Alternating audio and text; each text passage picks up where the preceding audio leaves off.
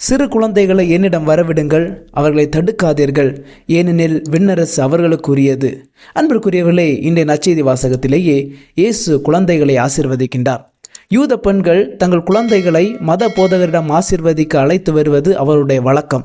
அதுவும் பிறந்த நாளில் தான் அதிகம் அழைத்து வருவார்கள். அதுபோலவே இங்கே யூத பெண்கள் இயேசுவிடம் தங்கள் குழந்தைகளை அழைத்து வருகின்றனர். இங்கே இயேசு என்ன நிலையில் இருந்தால் சீடர்கள் ஏன் அவ்வாறு நடந்து கொண்டார்கள் என்பதை நாம் புரிந்து கொள்ள வேண்டும்.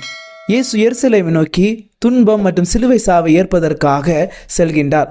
அந்த நிலையில் இயேசுனுடைய மனநிலையானது பதற்றத்தோடும் கவலையோடும் காணப்பட்டது.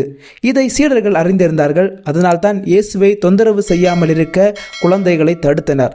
ஆனால் இயேசு அந்த பதற்றத்திலும் கவலையான நிலையிலும் கூட குழந்தைகளை அரவணைத்து அவர்களோடு சிரித்து விளையாடி ஆசி வழங்குகின்றார். இயேசு எந்த நிலையிலும் தனது பதற்றத்தையும் கவலையும் அந்த குழந்தைகள் மீது காட்டவில்லை. மாறாக அன்போடும் மகிழ்ச்சியோடும் அரவணைத்தார்.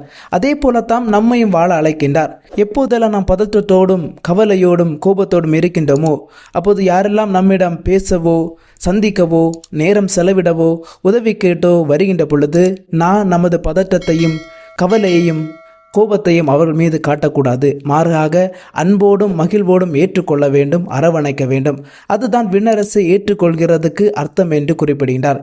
இயேசு குழந்தையை சுட்டிக்காட்டி விண்ணரசை இந்த சிறு குழந்தை ஏற்றுக்கொள்வதற்கு சமம் என்று குறிப்பிடுகின்றார். எனவே தாழ்ச்சியோடும் நம்பிக்கையோடும் கீழ்ப்படுதலோடு மற்றவரை ஏற்றுக்கொண்டு விண்ணரசை நமதாக்குவோம். ஆமேன்.